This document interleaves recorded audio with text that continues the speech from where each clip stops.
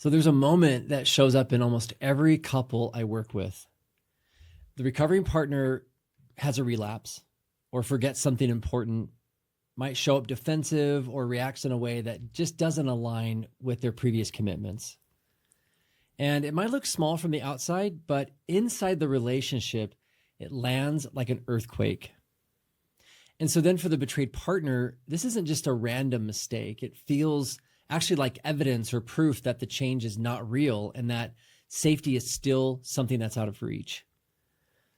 For the recovering partner, this isn't just a stumble. It actually can confirm their greatest fear that no matter how much work they do, one setback means they failed and that they will always be a source of pain for their partner. So most couples assume that the turning point is making the mistake itself. But what if that moment of making those mistakes is really about something deeper? Like something that's happening underneath the surface, something that determines whether healing stops or continues. And I don't think most couples really ever see it. So in this episode, we're going to slow down what's actually happening in that moment and why it creates so much panic and shame and distance for the couple, and really what that moment could mean for their healing.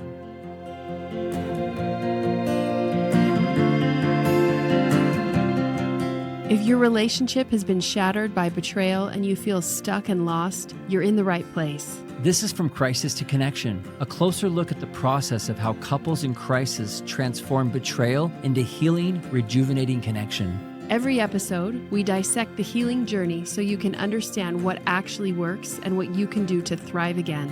You'll step onto a clear path toward personal wholeness and vibrant partnership. We are your hosts, Geoff and Jody Stewart.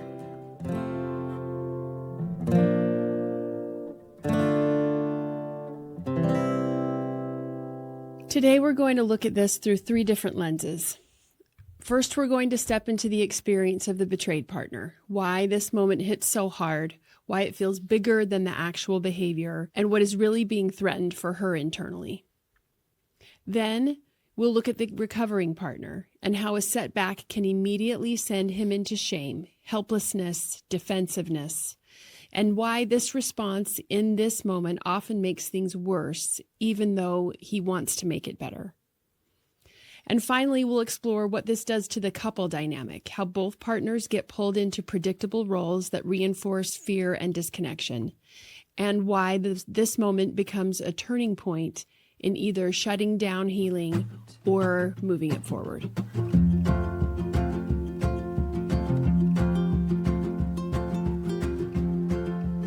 So dreading or fearing a mistake happening or a relapse or a slip or whatever language you use, setback, it's one of the things that I think preoccupies partners that have been betrayed quite deeply, actually. In fact, I sent out a survey last year to my entire email list and asked questions about, what are some of the things that you worry about the most for betrayed partners? What are some of the things you fear, whatever? And the overwhelming response out of like 400 or 500 people for betrayed partners was that this is going to happen again.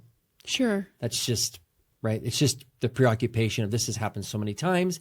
Is this going to be my life, my future? Is this going to keep happening? And so I think that it's understandable that there's a lot of energy that is put toward or organized around trying to make sure this never happens again. So you're saying that just creates in her a need to kind of control the variables and make sure it doesn't? Oh, yeah. I mean, I think it's part of the safety seeking. I think it's part of checking, asking questions. I think it just can consume her as she's afraid that this is going to be her future. And maybe there's no trust that maybe he's doing what it takes or knows how to stop it or that he wants to. And so I think it could become a very consuming thing and just really drain her energetically, physically, worrying about, the potential for something like that happening again. And in today's discussion, the part I guess I really want to highlight is the meaning of the setback, the meaning of the slip or the relapse for a betrayed partner. It can mean so much more than just the behavior. It can mean, do they really care? Am I really safe? Is this ever going to go away? it's so hard just to focus on what just happened or what's going on here. It's just, it unlocks so much meaning. It unlocks so much fear and pain. So are you implying that there's something in there that should make it so that it's just about the behavior? Because I don't even see, there's nothing in my mind that can compute a separation of those things. Well, that's a great question. I don't think that they should be separated. Okay. Yeah. So I appreciate you breaking that down. I don't think that. I'm just saying that I think a lot of the times the person who broke the trust, the recovering partner, oftentimes comes in wanting to, focus on just this one thing happened. And the betrayed partner is like, yeah, but this is happening. Like it's so much bigger and more expansive. Okay. Yeah. Yeah. So that's part of the breakdown is he might be compartmentalizing like this one instance, and she's could very easily be responding as if it was the first discovery. Oh yeah. But I mean, if it's opening up all those wounds and all the fears, I mean, yeah, it's all in the same category. Yeah, absolutely. And rightfully so. Mm-hmm. Yeah. And so I think there can be mixed, I guess you could say mixed, I don't know if the word is agendas or experiences or motivations or whatever's happened in those moments. The meaning of it can be so varied between, right, the person who struggles with the behavior, who's crossing the lines, and the betrayed partner who's in a really vulnerable position of just hoping this doesn't happen again and absolutely powerless to stop it from happening. And they know that, like they know at the core that if they choose to stay in this connection or this relationship, they're potentially opening themselves up to getting hurt again. Mm-hmm. Well, especially if there are harmful things that keep happening, whatever they are, words not being kept or organizing around the shame or whatever it is. Yeah. Right. And I think it can go really deep for a betrayed partner where she will start to believe that this behavior, this setback, relapse is actually now a window into his true character, his true motivations, like who he is at the core. Like it can open up this really scary possibility that this person doesn't want to be healthy or isn't a good person, or I can get into some character stuff. It's really a scary place. Yeah. I mean, to some degree, don't we kind of believe that like we are what we do? Like what more is there? I mean, we can all say any kind of words, but the integrity of our life shows up in what we do. And if somebody, I mean, I guess depending on what the slip is, that I feel like how could that not be revealing about something? Yeah. Yeah. Yeah. And that's I'm not saying that, she's wrong.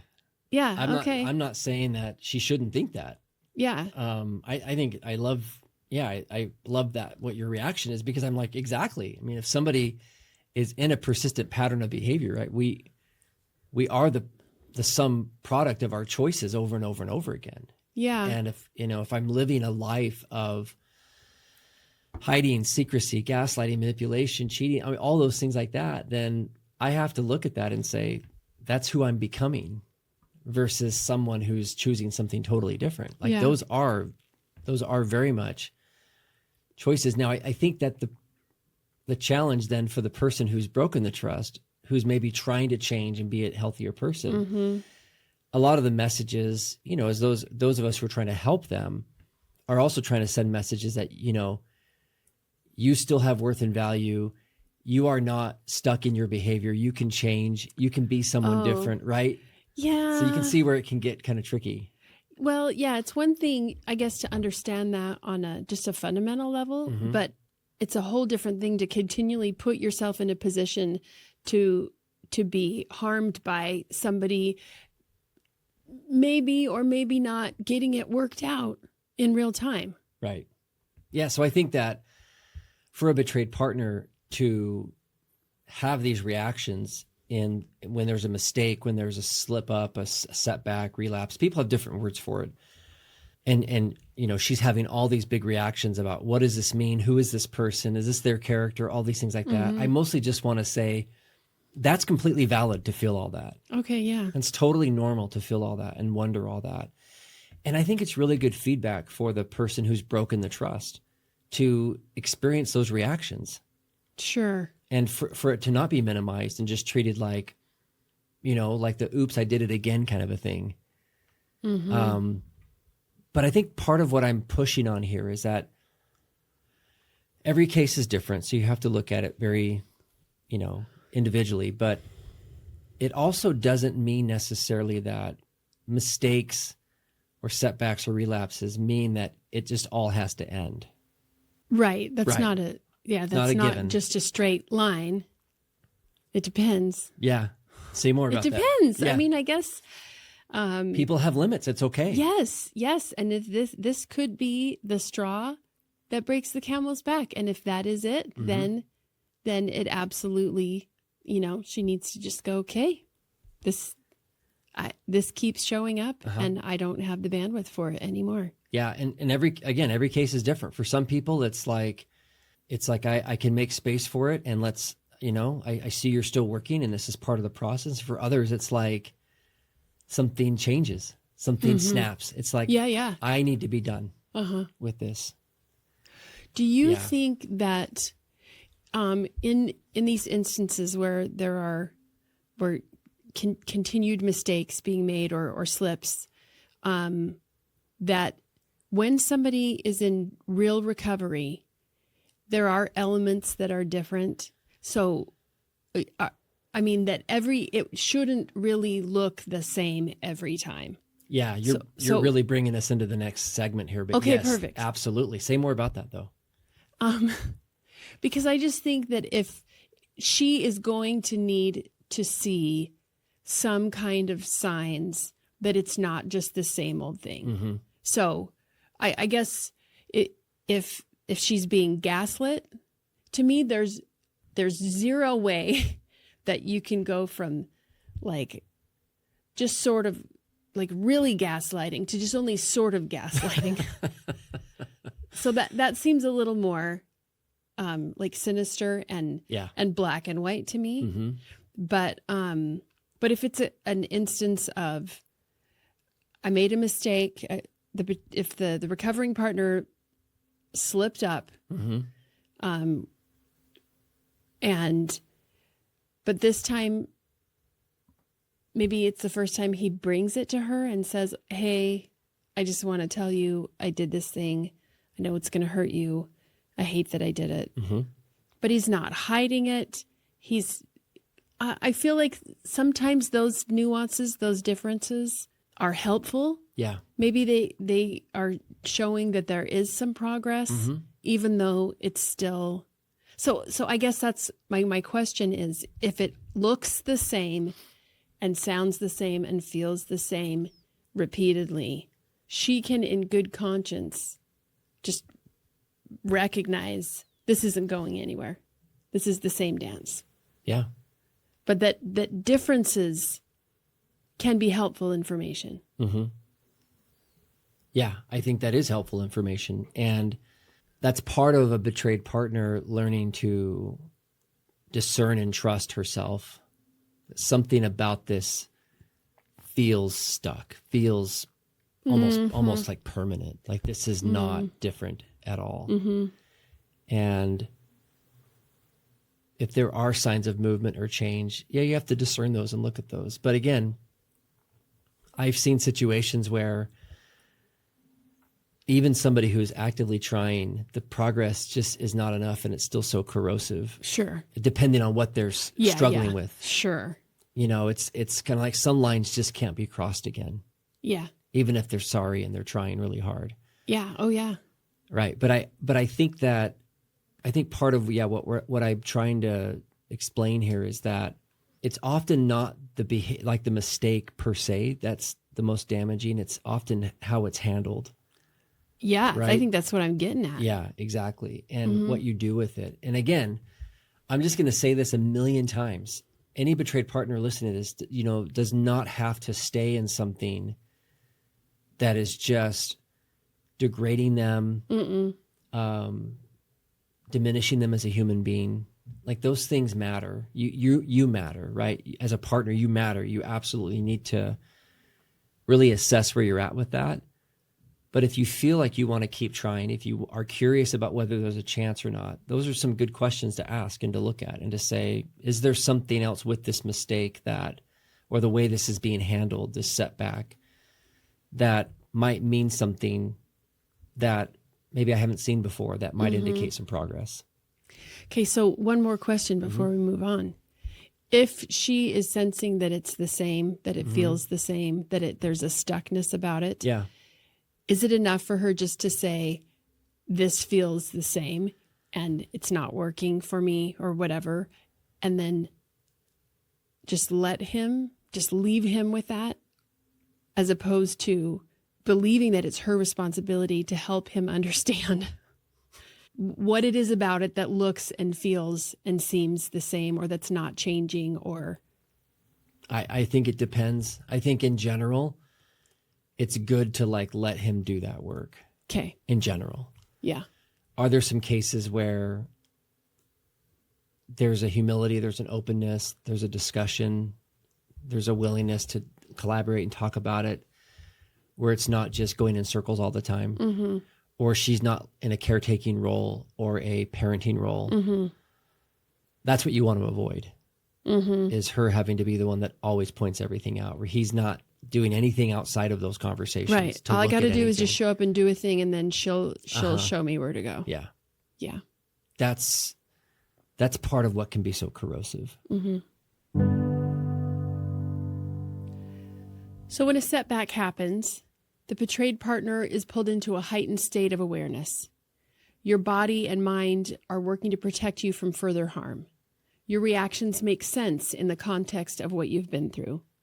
You're watching closely, looking for signs of honesty, emotional availability, and genuine responsibility. This moment carries weight for you because your future well-being depends on accurate information about whether you are secure or in danger.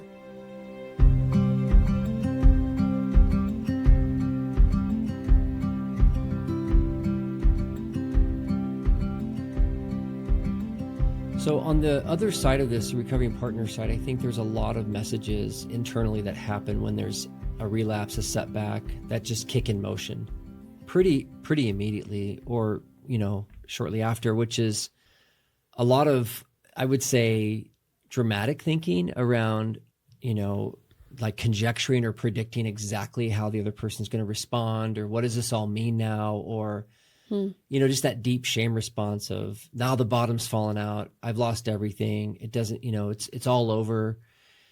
And so that can push somebody into deciding to go hiding, go underground, or just be defensive about it, or a number of things besides just being healthy about it. And I think that this is such a critical moment for somebody who struggles, because we know that anybody who's trying to change longstanding patterns of dealing with, regulating their emotions, dealing with addictions or counterfeit attachments, or all the things that play into trying to overcome something really harmful like this, it's not going to be without some mistakes or some lessons and some learning. And how you handle that is everything. How you handle that is everything. It just makes such a difference. And so when you say how you handle that, what are you talking about? I think I'm talking about those moments right after it happens.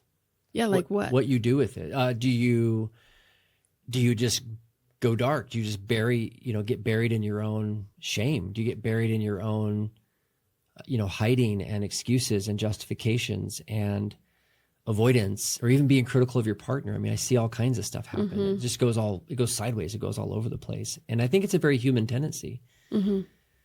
When you're confronted with, do I step in the light, or do I just keep this right here and hope everything works out? Yeah.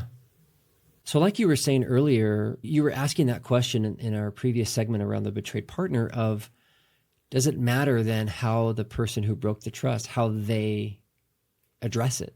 Can that change something? And I think it can. In fact, I think that's the best chance they have for it to change something, is to do something different than they did last time. Yeah. Is it unrealistic to believe that incrementally, like that's how recovery looks? that each time there's a difference, there's an improvement, there's a growth, a movement, that kind of thing? That is such a hard question, I think, because on the one hand, it can sound like you're making excuses for somebody just to keep messing up. Oh, interesting. You know what I mean? No, say more about that. Where it's like, well, aren't just mistakes part of the process? And then somebody could hear that and just be like, well, they could weaponize that, right? Like, oh, sure. Well, it just babe, becomes part of how they're avoiding the growth and the necessary work. Yeah. yeah. Like, well, I have like 9 lives here. I have these passes. Geoff said it on his podcast. Oh, I'll bet you see some of that. Sure. It gets weaponized all the time. Yeah. But then on the other extreme, nobody can be expected to learn a new way of being and seeing the world and handling life themselves perfectly just because you have a conversation about it. I mean, besides me? Oh, yeah. If only people knew. Yeah, I mean, you only have to say it once, babe. And then barely. I barely even have to say it. Usually you can read my mind. Yeah, which is even more remarkable. I wish you guys could just live in our house. I mean, it's just no, of course. Yeah, of course. Like things oftentimes have to be, and obviously depending on how high the stakes are. If it's like, well, I'm just going to keep making mistakes with this thing that is like traumatic and devastating every single time, people can only take so much. Mm-hmm. And so some things you can only, expect to go through so many times or maybe once. Okay, yeah. Mm-hmm. But even as you say that, I feel like when you set a precedent that you might like lie and hide and do things to really betray somebody, you have backed yourself into a pretty tight corner because then if you mistakenly forget something, you probably can't just get by like, oh, whoops, because you have already set somebody up to be harmed by any infraction, any forgetting, any lack of integrity in any form. Oh, man. Well said. Exactly. That's exactly right. And depending on how much damage has been done, there may not be much margin for error. Yeah. And when that's the case, it's imperative that you respond in the healthiest way possible. And that's, so much of, like in my Courageous Together program, when I'm supporting people, and there's so many of the questions that come in really are around how to respond. How do I respond in these moments? Because the old reflexes and defenses and ways of just trying to respond to mistakes are really so much of what keep people stuck, because they might have some progress in their own behavior. They might be doing less of something or might be improving, but they're still making mistakes or they're still learning. Mm-hmm. But the way they respond oftentimes hasn't changed. Okay, so then how are they making progress in learning? I don't understand any kind of difference between those two. I love it. That's a great question. I like that. Yeah, I would say that it's sort of like that difference between recovery, like sobriety and recovery.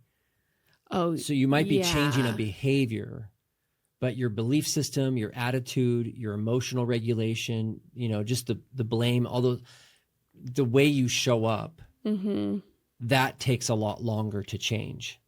And that's so much of what I'm supporting people in long-term in my programs and process.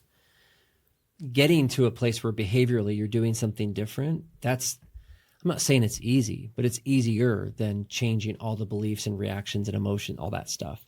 Yeah. So does that that's the difference. Yeah. So somebody could be improving, I think, their behavior incrementally. But, for example, if it's like, well, I've done this stuff in the past, but I don't do it anymore, but I did something like this that's like maybe approaching that, but I don't cross the big line. I'm like, but then the reaction to that is still defensive and, minimizing and blaming, all those things like that, then it's not going to feel like there's been any progress. Because that's really I think that's my big point, is that the way you respond to the mistakes, to the setbacks, is where the healing is. Yes, you need to progress and make changes and be different and undo things, but so much of how you show up in your process is really what's going to signal to your partner that, maybe there's some hope for this. Yeah. Maybe there's a way that this can heal. That's a lot of work for a betrayed partner to have to sort through those reactions. Yeah. And from what I understand, oftentimes too much of that work gets put on her. Yeah. Oh yeah. That is not necessary. Yeah. She won't be able to help herself. That's right. And she will be doing like the scanning for safety and signals that let her know where things are at. But yeah, a lot of it isn't hers. No. It's his responsibility to carry. Yeah. And if she's having to sort through that, then I would just say to any person who's trying to recover and rebuild trust, you're not doing your work.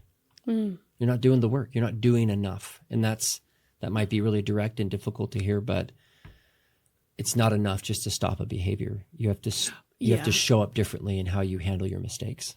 Yeah.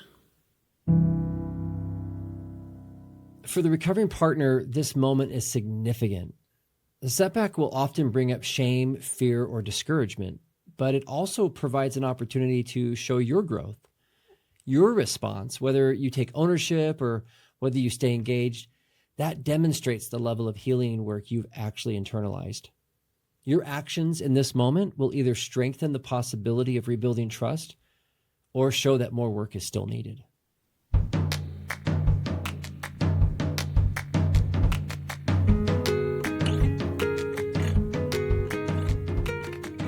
Yeah, so as we often do in these conversations, pulling in these two different dynamics, right? The betrayed partner, the recovering partner, and kind of how it all goes together. It's naturally going to create, when there's a disclosure or some kind of an acknowledgement of a setback or a relapse, it's going to kick in all the things we talked about for her.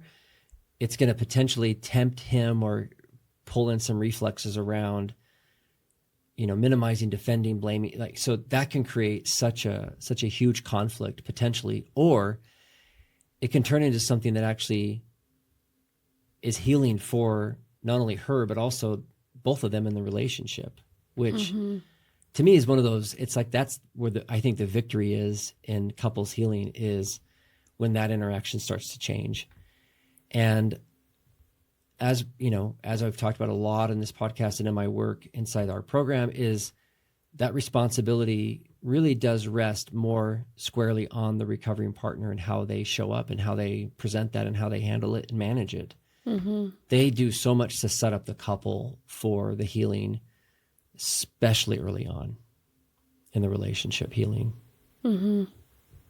So it's really the mistake is part of it, but it seems to me to be a very small part of it. Like it is the center of the issue, but what defines it for the relationship is how it gets handled, not that it happened.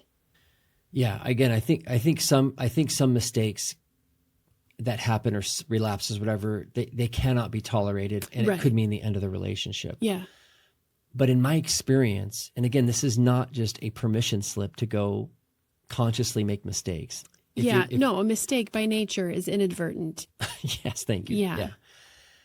So most couples are going to go through several cycles of this in different levels. It may not be the same presenting behavior, the same problematic behavior. It's going to be different layers. Oftentimes something less severe or less cataclysmic, but the reaction around it can bring up all those fears.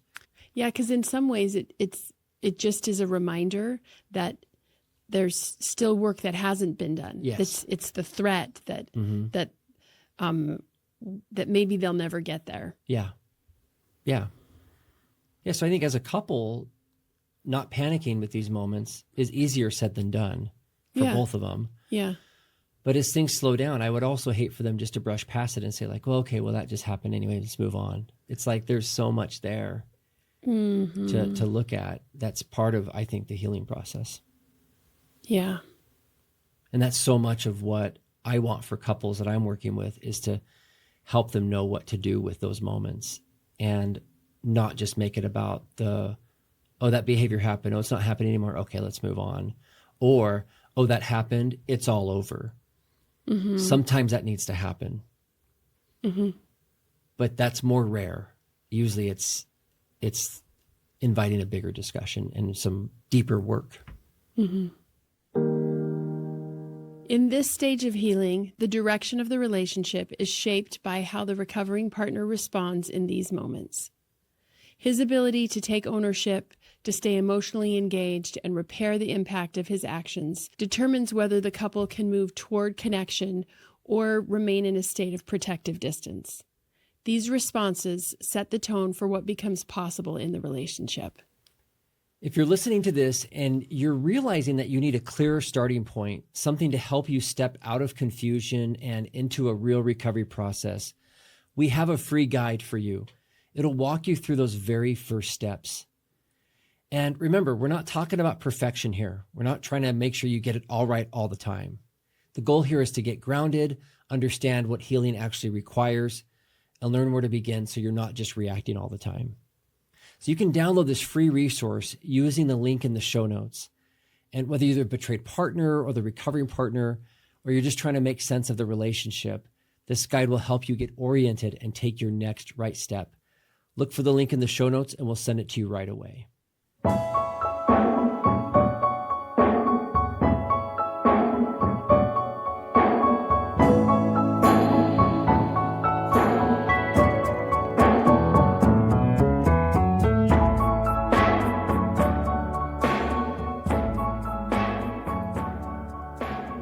Before we sign off, we want to show you an example of couples doing the work of healing, learning, and growth. And remember, it doesn't matter where you are in your journey as a couple because the work never stops. It just changes. So, yeah, I just wanted to bring up with you a bit of this conversation that we had the other night. Mm-hmm. That was a pretty big aha to me and very helpful. And the idea was just essentially that that you don't really become your full and best self as an individual outside of the foundation of a secure relationship. Yeah. It's not independent. You becoming your best self is not independent of connection with others. Yeah. That was really helpful to me to see it in those terms. Yeah. I think just because sometimes just in the nature of some of the struggles that you and I have, I forget that we're able to do the work and make even just incremental movement and have growth. I forget that is because we're working in the context even of a messy, secure connection, but it's it's still there. Yeah, like I love that. I know that was really moving to me too, because it's like, yeah, we've been doing this for almost 30 years. And I believe because we've both been so deeply committed to each other and our family and growing and becoming healthier, there is this bedrock underneath us that we forget about. It's easy to forget about. Yeah. But it's because of that foundation that's in place that we're able to have the messiness on top of it and work through stuff. Yeah. It's like gives you the freedom to sort of like be upset or pull away and it's not like terrifying. I'm going to say even when it is terrifying. Okay. Yeah, I can get there. Yeah. 'Cause sometimes it is scary. Yeah. It is scary, but you have that to come back to. Yeah. Or it's there to some degree because we keep making it a priority and investing in it and trying to figure it out even. Yeah. Yeah. Yeah. I guess what I'm trying to say is I don't think it goes anywhere. I think that it's easy sometimes to forget it's there, maybe is what I'm trying to say. It became clear to me that the growth, the healthy benefits, all of that is made possible because that is in there. And we keep in our really messy, broken way trying to work on that. Yeah.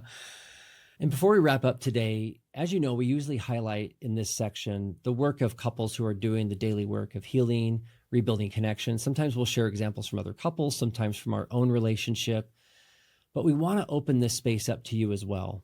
So if you're somewhere in this recovery journey, whether things feel heavy and uncertain, or you're starting to see some movement, or you feel like you're way down the road, we'd love to hear your story. We'd love to hear and understand what's working, what things have been helpful, moments where you feel like there's been some success or just small victories. Again, you don't have to have it all figured out. We'd love to hear just where you are, what you're noticing, what's changing for you, and we'd love to share it with all of you here on the podcast. So if you want to share some of this with us, you can go to the website fromcrisis2connection.com, and then there's a contact link. And just know that when you share your story, you're helping build this community of people who are choosing courage, connection, and trying to do it all in real time. We're going to read every message, and we're so honored to walk this walk with you.